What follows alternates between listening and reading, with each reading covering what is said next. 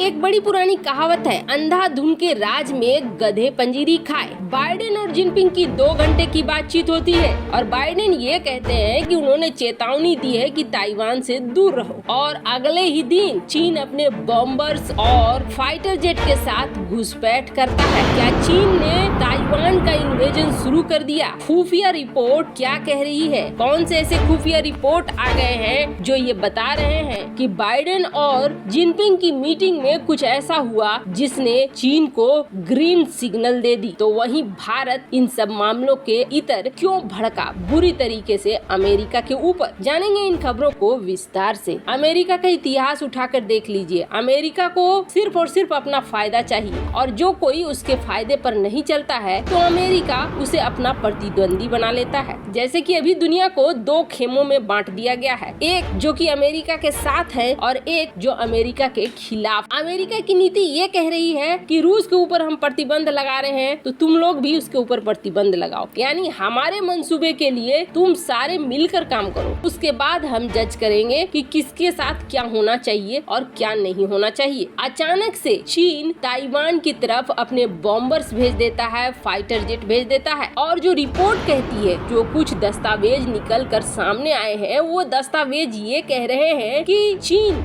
जब इस तरीके से रूस और यूक्रेन में युद्ध होता रहेगा उसी वक्त हमला करेगा ताइवान के ऊपर, इस समय का इस्तेमाल करेगा। एक और यूक्रेन और रूस के बीच जंग जारी है तो वहीं दूसरी ओर चीन की ताइवान को लेकर आक्रामकता बढ़ती जा रही है। और अल जजीरा ने एक रूसी खुफिया दस्तावेज का हवाला दिया है और ये कहा है कि चीन के इरादे बहुत खतरनाक है और जल्द ही वो ताइवान पर हमले की योजना बना रहा है। हालांकि इस रिपोर्ट को संदेह की नजर से देखा जा रहा है, क्योंकि कई ऐसे लोग मान रहे हैं कि ये प्रमाणिक नहीं है। पर ताइवान के जो शीर्ष राजनयिक हैं, वो ये कह रहे हैं कि अल जजीरा की ये जो रिपोर्ट है, ये रिपोर्ट पर हम उतना यकीन तो नहीं कर रहे हैं, लेकिन ये जरूर करेंगे कि हम अपने देश की रक्षा करेंगे। चाहे चीन हम पर हमला करने का फैसला करे या न करे, हम हमेशा अपने बचाव के लिए तैयार रहेंगे। पर इन सब के बीच चीन कुछ उसी तरीके से चाल चल रहा है जिस तरीके से चाल रूस ने चली। अब चीनी विमान वाहक पोत यानी कि एयरक्राफ्ट कैरियर ताइवान स्ट्रेट में खड़ा है और ऊपर से अब बॉम्बर्स के साथ चीन ताइवान में लगातार घुस रहा है। ये जो एयरक्राफ्ट कैरियर है सेंडोंग, ये इस वक्त जो ताइवान का द्वीप है किनमेन, उसके बेहद करीब है, जो सीधे चीनी शहर जियामिन के सामने है। और आपको बता दें, चीन का ये प्लान है कि चीन पहले द्वीप पर हमला करेगा ताइवान के, ताकि ताइवान की मेनलैंड से नौसेना आए इधर और ताइवान थोड़ा और कमजोर हो जाए और उसके मेनलैंड पर हमला करना आसान हो जाए चीन के लिए। पर इस बीच बाइडेन और जिनपिंग की बात को और मीटिंग को लेकर ज्यादा बातें हो रही है। बाइडेन और जिनपिंग के बीच जो बात हुई उसे लेकर जो भारतीय सुरक्षा के विशेषज्ञ है ब्रह्मचेलानी, उन्होंने एक ट्वीट किया और उस ट्वीट को अगर आप ध्यान से देखेंगे तो कई चीजें साफ हो रही है। उनके अनुसार बाइडेन ने चीन से ये कह दिया कि हम तुम्हारी वन चाइना पॉलिसी को लेकर कोई प्रॉब्लम नहीं खड़ी करेंगे और हमें तुम्हारे सारे पॉलिसी, सारे सिद्धांत मान्य है। ऐसे में तुम जो है रूस का साथ देना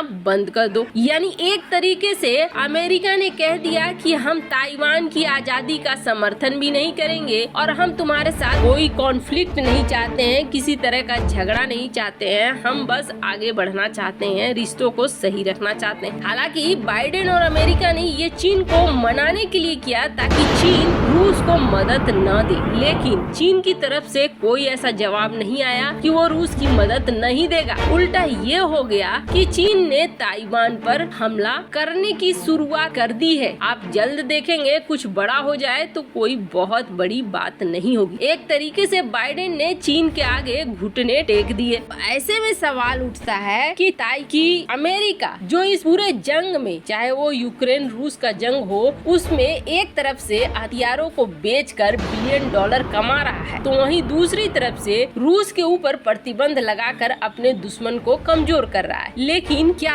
अमेरिका को खुद कोई हानि हो रही है? अमेरिका को खुद